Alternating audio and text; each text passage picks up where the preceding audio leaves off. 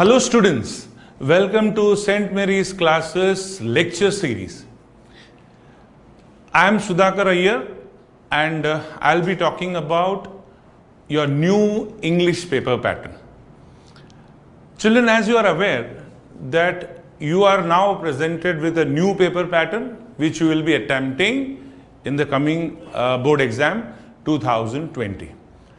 Now many students have a lot of doubts about this new paper pattern and they also want to improve their performance and they want to know what is the maximum that they can score in this language paper. Children, let me tell you, last year our student Janvi Deshmukh scored 97 marks.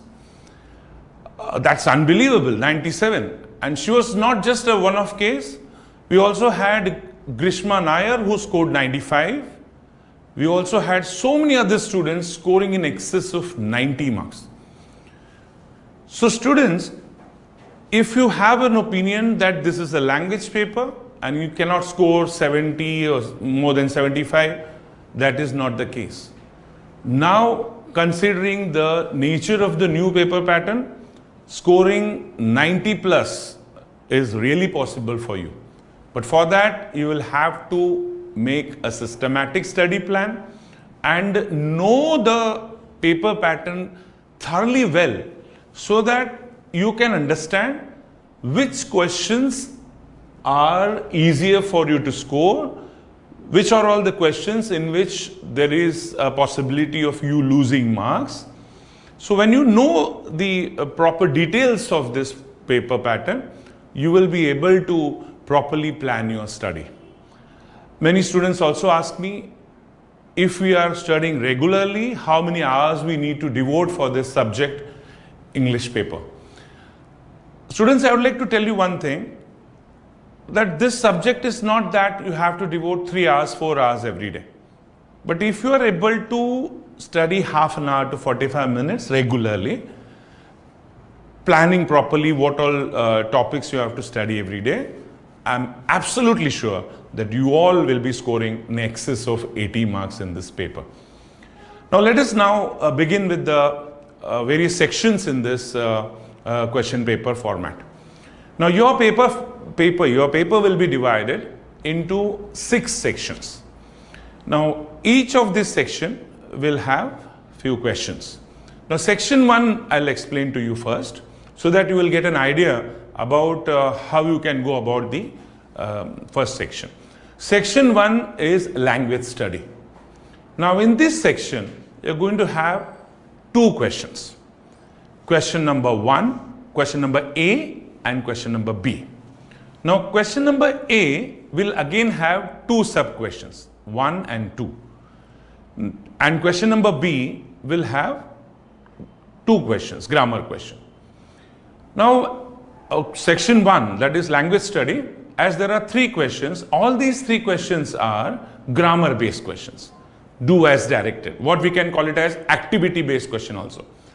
Now, the first question, that is question number 1A1, will have 5 questions, which we can call it as simple level activity questions. Now, the questions will be very simple, like frame a sentence from the given phrase, spot the error in the sentence, punctuate the sentence, or if a word is given in a jumbled form, you have to make a meaningful word out of that. Or you may be given a bigger word out of which you will have to find out few hidden words in that particular bigger word. Then simple questions like that.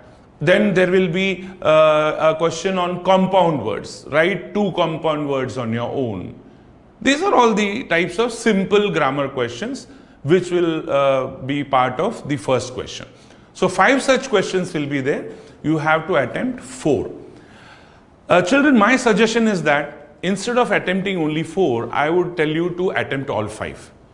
In case any one goes wrong, you'll still be able to score 4 marks out of that. So 4 marks for the first language study, do as directed. Now we come to question number 1A2. This is a question for 2 marks. In this you are going to have 3 questions, out of which you have to attempt 2. But again, my suggestion is go for all 3. Now what all will be the questions given here? One question compulsorily will be indirect speech. One direct speech question will be given. You have to convert that into indirect speech. That is one question.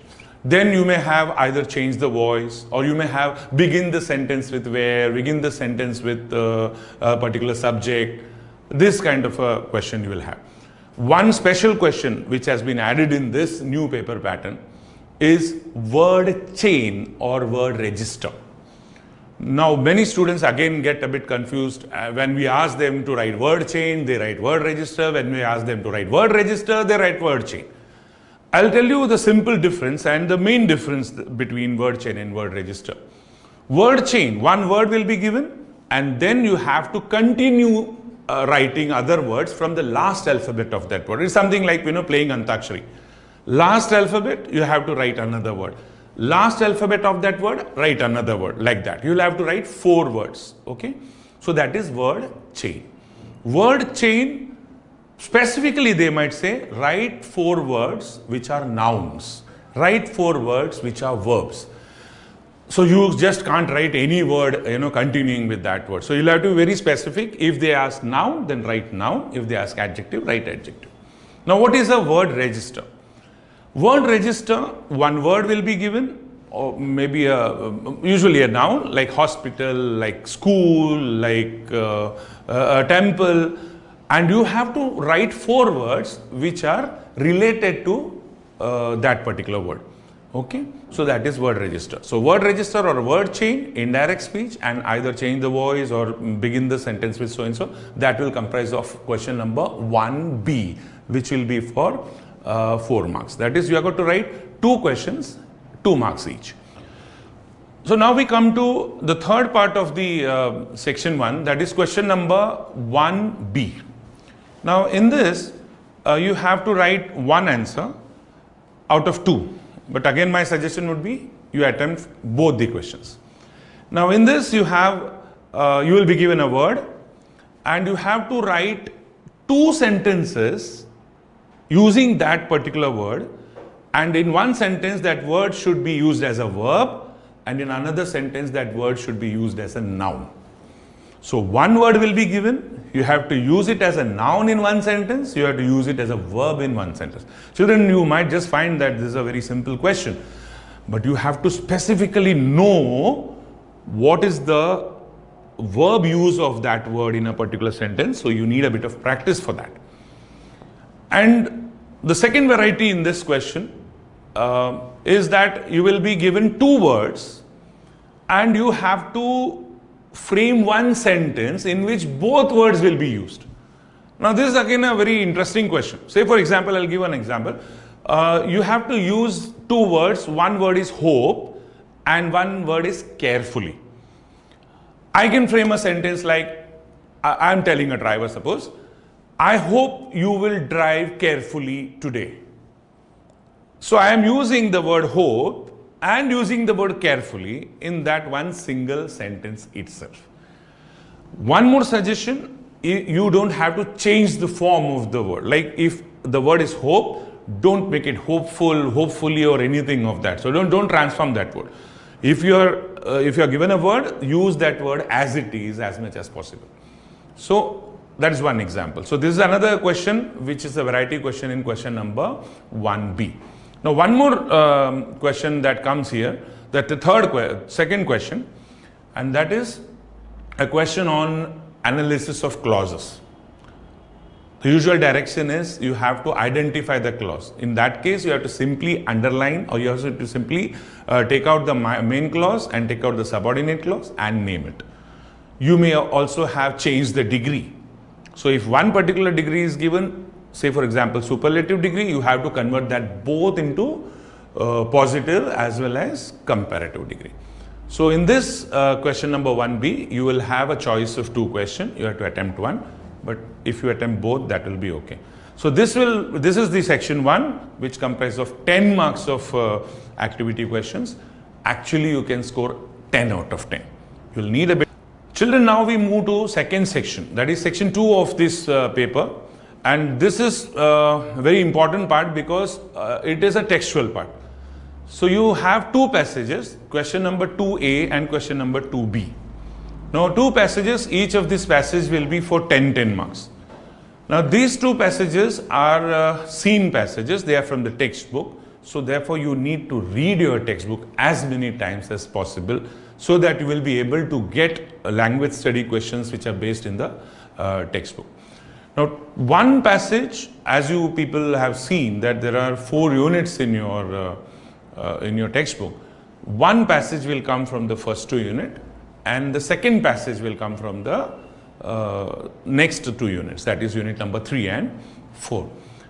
Now if you see, out of these 10 marks, there will be 5 questions and each of the question will carry 2 marks.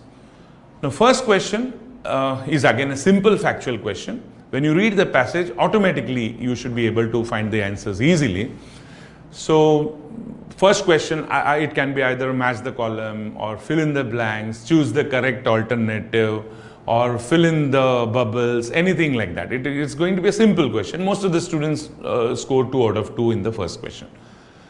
Now the second question will be slightly complex question in which some details of that passage will come as question and you will have to search the answer a bit, and it may also be in the form of a chart, or it may be in the form of a tree diagram. You have to fill in that tree diagram. It may be in the form of a table with a few blanks here and there, and for that you will have to read the passage thoroughly so that you will be able to fill in the right words in those blanks so that you can get 2 marks. So first question 2 marks, second question 2 marks. Now we come to the third question.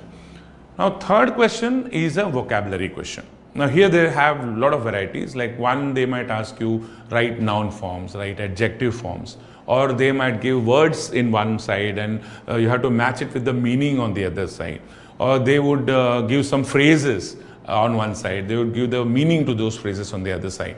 So that will be for 2 marks. So again you have to thoroughly go through the passage, read the textbook properly, solve the workshop questions which are given at the end of every chapter. And most probably, because it's the first year of your syllabus, first year of this new paper pattern, I'm sure that the questions that will be asked as question number 3 from the scene passage are all going to be from the workshop questions. So try to solve those workshop questions which are given behind every chapter or poem. Now that is question number 3. Question number 4 is grammar question. Now grammar for 2 marks, and there will be 2 questions. Either it will be a question tag, WH question, it will be modal auxiliary, it will be change the degree, it can be tenses, it can be write as a simple sentence, it can be write as a compound sentence. So there are a lot of variety of topics, out of which 2 questions will be asked in question number 4. So that will be for 2 marks. Question number 5, in every passage will be a personal response question, which we normally refer to as PR question. Personal response question, again many students ask me, sir, इसमें हमको पूरा क्यों नहीं मिलता? Because the opinions differ and there is no standard length for this answer, but ideally it should be at least 5 to 7 lines. 5 to 7 lines, anything more than that is okay, but if you write anything lesser than that, then that doesn't cause much impression on that and you might just get only 1 mark or maybe 1.5 out of 2. So maximum marks given in that question also is 2. But most students are likely to get only 1 or 1.5. So personal response question you need to practice, and you write some personal response answers and show it to your teachers and ask whether you have written it properly. And again, one more doubt what students ask me is whether our response to the personal response question should be positive or negative, if you agree or if you don't agree. I tell them the examiner is not going to be impressed if you are going to agree or his views are going to match with you, nothing of that sort. Whatever you feel you can write, you can say according to me this is what is correct or this is what is not correct. Anyway, whatever is your personal response, you ought to get marks 1, 1.5 or 2, whatever it is. But see that you frame nice small sentences correctly, grammatically it should be correct. Don't pick up sentences directly from the passage. So this is where students with good English, they get a chance, they get 2 marks out of that, and those students with average English likely get 1 mark less. So these are some of the questions where you have to improve.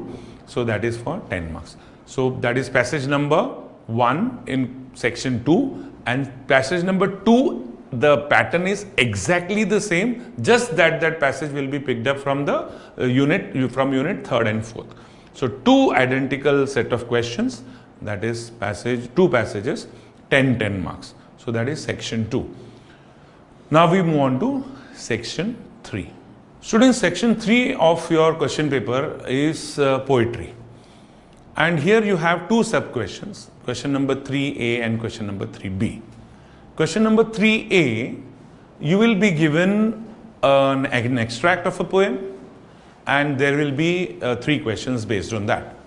Question number 1 will be simple factual question. It may be in the form of true or false, it may be in the form of fill up the bubbles or fill up the table. It's going to be a simple thing, or choose the correct alternative. So simple factual question, 2 marks, question number 1. Then second question is complex question, in which again you will be given a table where you will have to fill in the words, or there will be direct question about the central idea of the poem, or some figures of speech based question, which lines suggest this, or in which words you will find the imagery, that kind of a complex question. Now the third question, which is of 1 mark, will be poetic device. Now there are only 2 particular poetic device, out of which 1 might come. One is rhyme scheme and one is figures of speech. So rhyme scheme, you will have to learn the poem properly. You will have to find out what rhyme scheme is there in each of the poem, and remember that this is the poem in which this rhyme scheme was there. Or if you are good at finding out the rhyme scheme on your own by reading the verses, then it is well and good. So rhyme scheme, and in 1 or 2 poems of your textbook there is a free verse. So in case you don't come across any proper rhyme scheme, you can say the poem is a free verse. Then the second question is figures of speech. Now in every poem there will be 4 or 5 or 10 figures of speech depending on the length of the poem. So my suggestion is that you make a list of the various lines of a particular poem and what figure of speech it is. Go through many times, so that when a particular line is asked, immediately you will be able to think what figure of speech it is.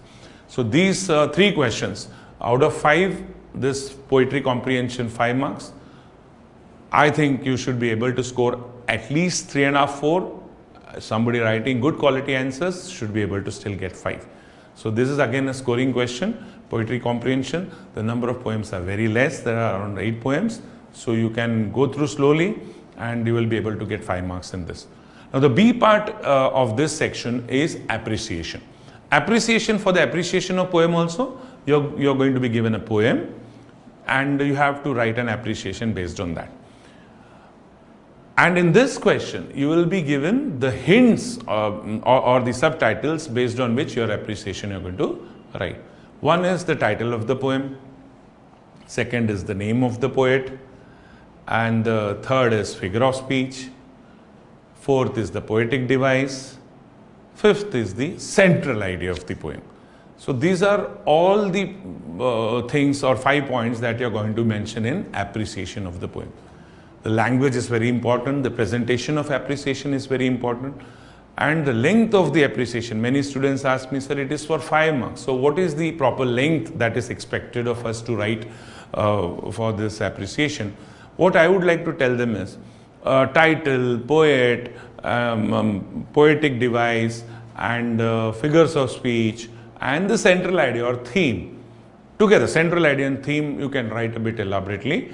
Otherwise, remaining part of this appreciation might just contain 5 to 7 lines, or within that you should be able to write. So the whole appreciation, if you write in about 15 lines or 20 lines, I think that's a good impression. And if it is presented properly and you have underlined the important points in this appreciation, then maybe 5 out of 5 or 4 definitely. So these are the questions. When you attempt systematically and nicely, you will know how many marks you are able to score in that. So that is about section 3, third section. And now we'll move to the fourth section of your question paper. Students, section 4 of your question paper is non-textual passage. In this also you have two questions, sub-questions, question 4A, 4B. Now 4A, you will be given a passage which will be non-textual, and reading that and framing answers will slightly consume more time. So compared to scene passage, which you should be able to answer in about 15 minutes time, I think you should take around 20-22 minutes for writing the answers to the non-textual passage. Non-textual passage, the level of language will not be very tough that you will not be able to understand properly, but still then you will have to read it with concentration. And while reading, suppose you come across any phrase or any difficult word, vocabulary word, what you can say, you can mark it with a pencil, so that there's every chance that the question might be based on that phrase or the word. So when you read the passage, again this passage will have 5 sub-questions, as I told you about the section 2 scene passage sub-questions. All these sub-questions will be absolutely similar to that of question number 2, that is scene passages. Question number 1 will be simple factual. Question number 2 will be complex question. Question number 3 will be vocabulary question. Question number 4 will be grammar question. And question number 5 will be personal response question. So the same sequence will be followed in case of non-textual also. But in non-textual, if there is a vocabulary question, then you might just think that I'm not able to understand the meaning of this. But what I'll say, in context, if you'll read whatever you think the meaning of that particular word is or the phrase is, you just write. Don't leave any question as blank, because there's every likelihood that whatever you have written might just be close to the meaning of that particular phrase or word, and you might get marks. Personal response, again I say, ideally the length should be 5 to 7 lines, and if you write a bit more, that is okay, but don't write less. And in case you are not able to follow the passage properly, or the crux or the central idea of the passage properly, go through the questions first. This is a reverse method of understanding the passage. First you go through the questions so that you will know what that passage is based on, and then if you read the passage, then you will be able to understand. Not more than 2 times you should read the passage. If you keep on reading till the time that you understand it fully, then I think you are going to lose time for the remaining questions. So read it once overall, and deeply you read it once again, so that will consume 5 to 7 minutes more. So that is the reason I said unseen passages or non-textual passages, it will take about 20 to 22 minutes compared to the seen passage. That is question number 4A. Now we come to question number 4B. Now question number 4B is a summary question. When you read the unseen passage or the non-textual passage, you have to summarize that passage. Now what is the meaning of the word summary? You have to cut short the length of that original passage to 1/3 of its length. And you will be getting very good marks if you are able to frame the sentences on your own rather than copying the sentence right from the passage as it is. Read 1 line, 2 lines, first small paragraph, and try to write it in your own words. Leave out some examples, extra examples given, or if the sentence is framed in a long passive voice, cut it short to active voice. Whatever details you find it slightly irrelevant or which is more descriptive, you can cut short that. But the length should be 1/3. Roughly you calculate the or count the number of words in the original passage. If it is around, normally it is around 150 to 180 words, then your summary should be 1/3 of it, that is about 50 words. So roughly you can calculate the number of words in the original passage, and then you can frame it up. Then you can write a summary of 1/3. Don't forget to write the title, because it carries 1 mark. Title, simple language. If it is written in your own language, very impressive. And then the length of the summary is very important. Don't write a very long summary so that it doesn't sound like a summary. So it should be properly summarized. 1/3 of the length. Title is very important, and grammatically it should be correct and presented properly. In that case, you will stand a chance to score 4.5, 5 marks out of 5. Otherwise, most students, because it's an original writing and you have not read the passage earlier, Some students, they write few words and then they cancel it, and it gives a shabby look. So they might just lose 1 or 1.5 marks in that. So you need a practice of writing summary. Need a practice of reading non-textual passage, so that you are able to develop your understanding of reading non-textual passage. So that requires a bit of practice. You still have time, 2.5 months, 2 months to go for your board exam. So I think you should be fine with solving the non-textual passage. That's all about section 4. Now we move on to section 5. Section 5 is a very important section because it comprises of writing skills, questions on writing skills. Section 5 will have question number 5 as well as question number 6. Question number 5 is letter writing. Letter writing, children, you have been doing maybe since your 4th or 5th standard. But when I correct papers of SSC students, I still find that the students are not very clear about the format of the letter writing, and where they have to put comma, they don't put comma, where they have to put full stop, they don't put full stop, they don't know when to use apostrophe. That's a common problem with many of the students. But this year, forget about all the old old letter format that you have been writing in school. This year you are going to have a brand new letter format, which we call it as a block format.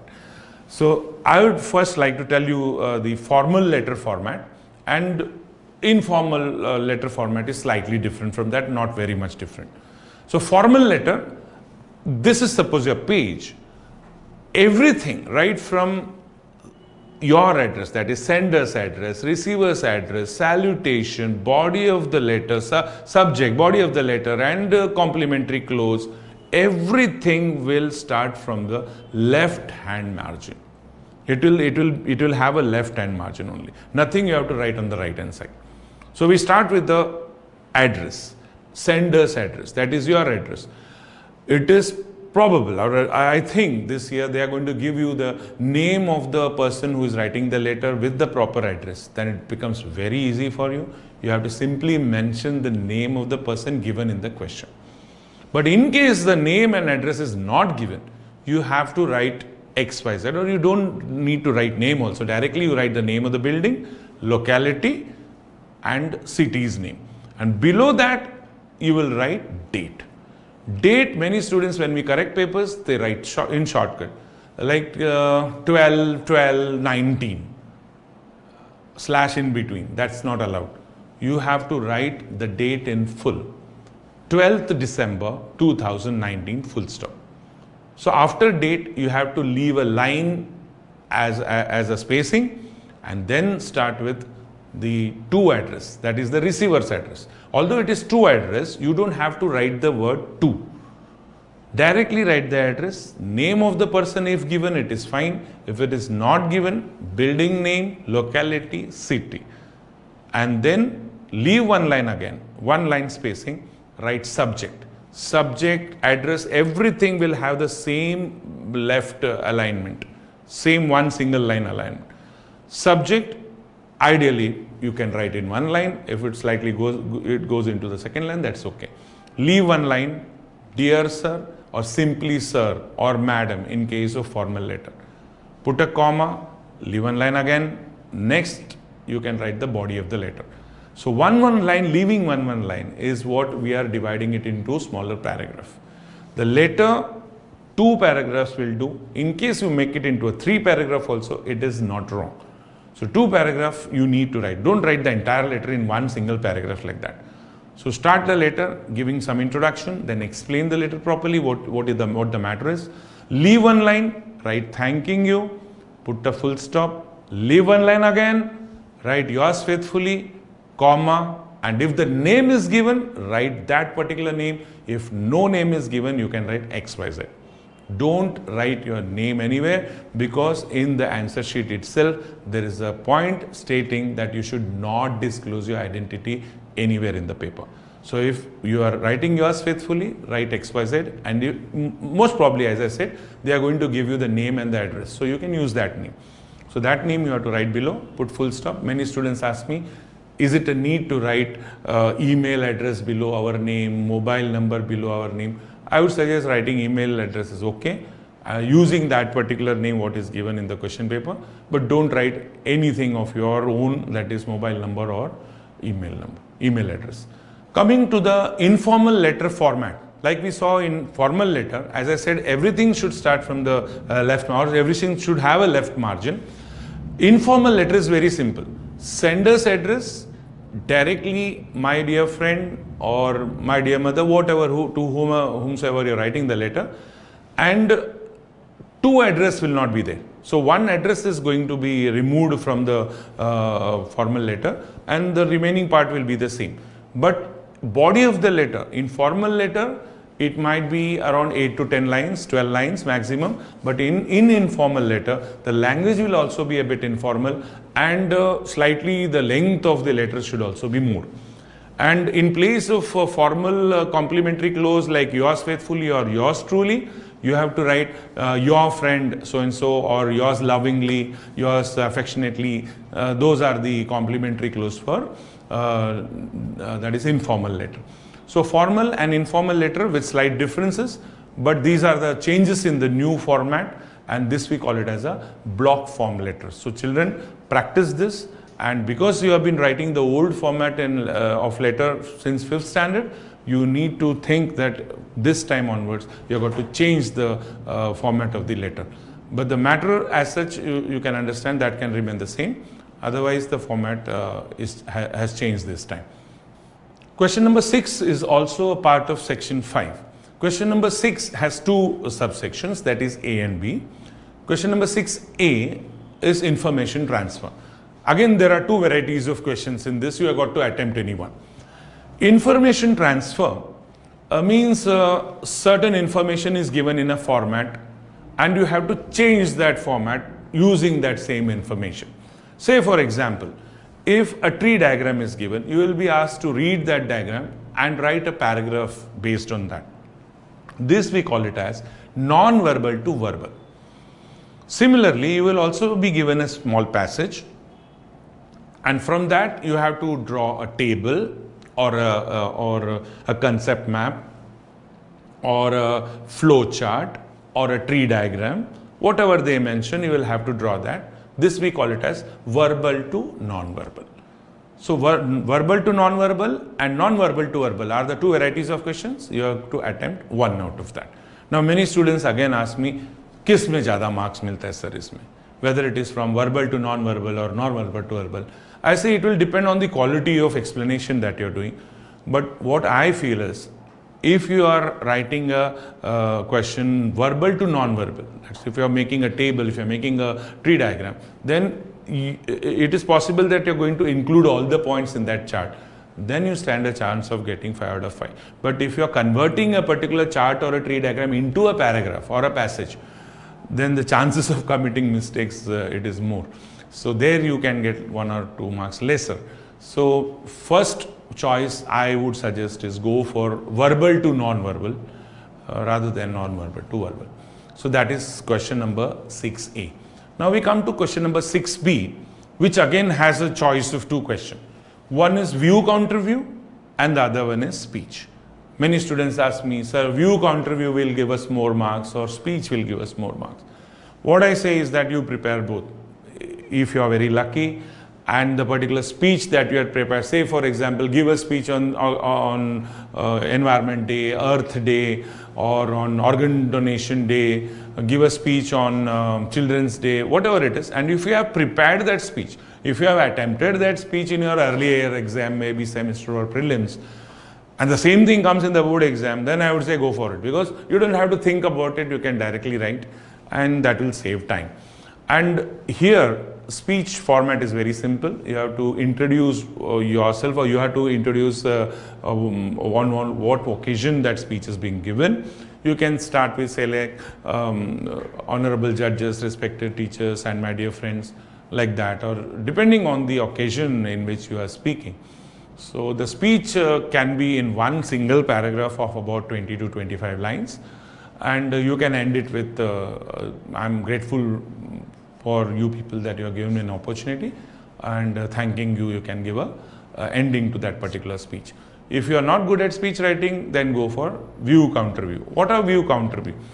You will be given 2 or 3 ideas, which we call it as views, and you have to write small paragraph based on those views. But you should write a paragraph which will mean exactly opposite to what is being stated.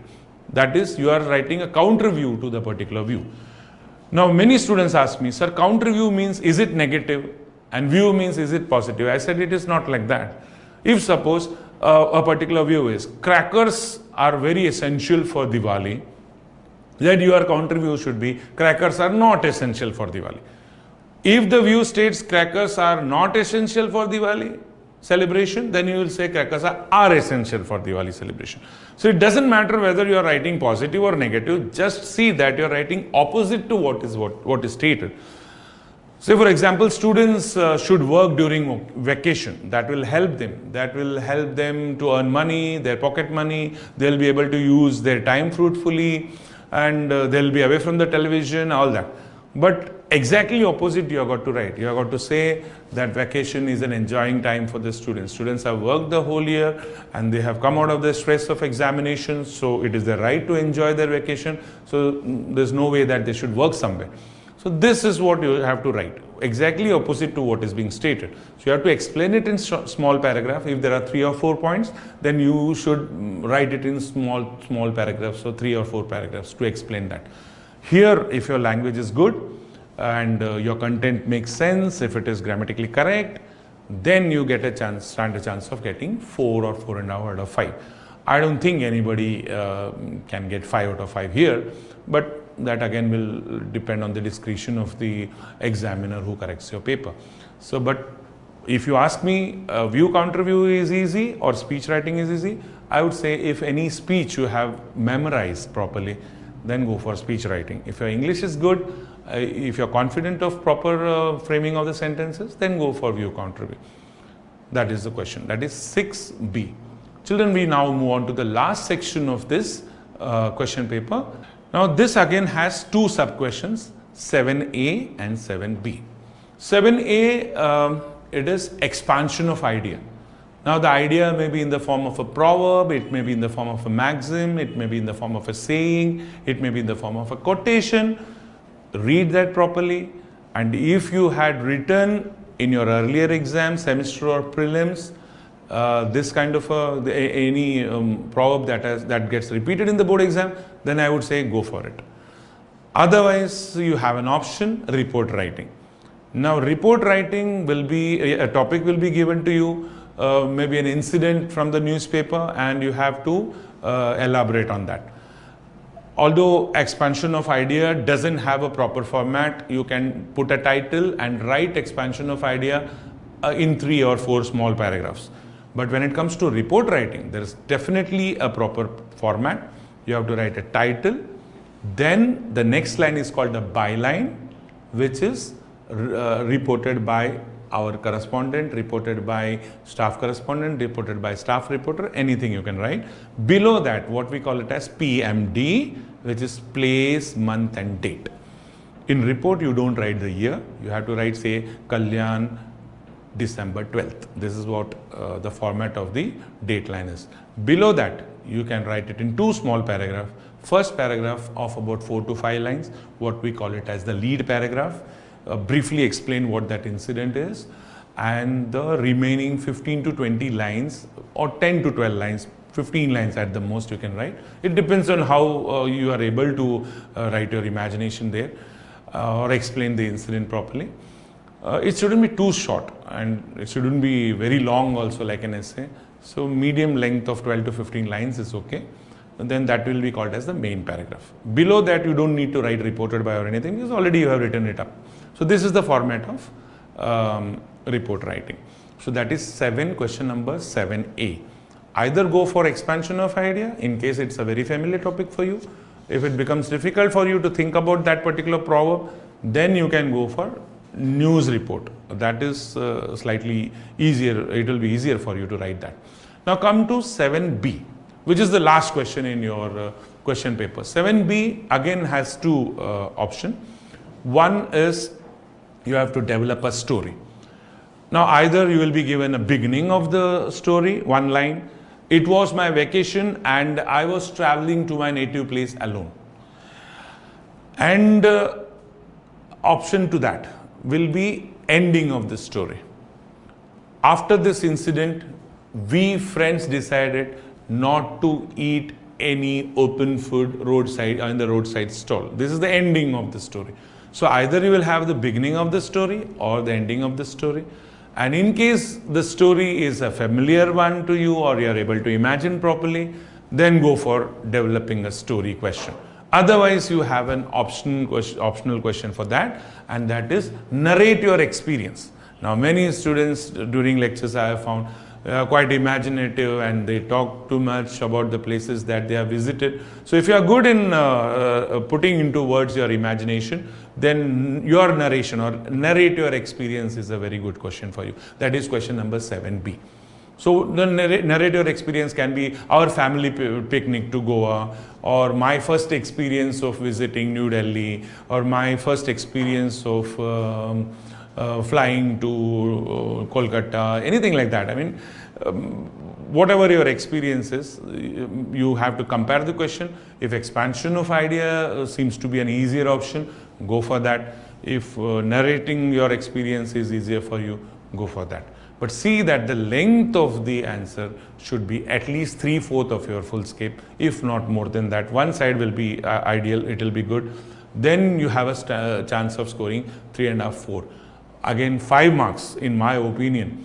It's very difficult to score in developer story or narrator experience, because once I give 5 out of 5, then in my opinion that becomes the ideal or perfect answer, which in case of such kind of a creative writing, it doesn't happen. So you can keep a target of scoring 4, 4.5 in this question. Similarly, in other questions also, like when I explained to you each of the section, you can think how many marks you can score in each section, put a rough total to that and solve 1 or 2 papers, then get it checked from a proper English teacher and slowly make improvement. If you are scoring anything in the region of 75, 80 now, it's good, but not very good, because as I said, one of our students last year, she came Maharashtra first, the highest in English, 97 out of 100. I mean, it took a lot of time for me to think how and where she might have lost those 3 marks, or how it was possible for her to present such a fabulous paper, 97. Then there were many students who scored in excess of 90. So I am very sure, children, right from now, even now, if you make up your mind and study systematically, practice grammar sentences properly, don't come under too much stress that if I am scoring 60, 65 now, how I will be able to get 90, 95. Make slow progress in language. It's not possible to progress overnight. So slowly practice writing skills, slowly practice creative writing every day, half an hour, 45 minutes, and then you will be absolutely exam ready in the month of March. So I think the new paper format is very student friendly, and you all should score very nicely in this. In excess of 90 is my expectation. But if it comes close to 85, that 80, 85, that is still okay, considering that it is a language paper. And as this year comes to an end, or we are coming close to an end of this year, definitely the students are feeling the heat of the board exam. And as the new year 2020 will start, students will now will really seriously feel that board exam is what they have to face. So English being the first paper of English medium students, like we said, well begun is half done. So when you come out of the examination hall after writing English paper, I'm sure you should come with a great amount of satisfaction that you have appeared very well, you have written very well, so that other papers also, it becomes a boost for you to write other papers. So you should be self-motivated for that, and you will definitely make improvement if you follow these tips. And on behalf of St. Mary's classes, I extend Merry Christmas to all of you, and I extend Happy New Year wishes. And I am very sure this coming year 2020 will be a memorable year to all the SSC students, who will remember it for a very long time, because they will be coming out with flying colors. And a new board paper pattern, not only in English, also in other subjects, I'm sure, will help them to score a very good percentage, and that will help them to realize their potential. So on behalf of all the teachers of St. Mary's classes, wish you all a very, very happy new year, and all the best for all the exams and manage your stress properly, manage your time properly, and all the best from all of us. Thank you.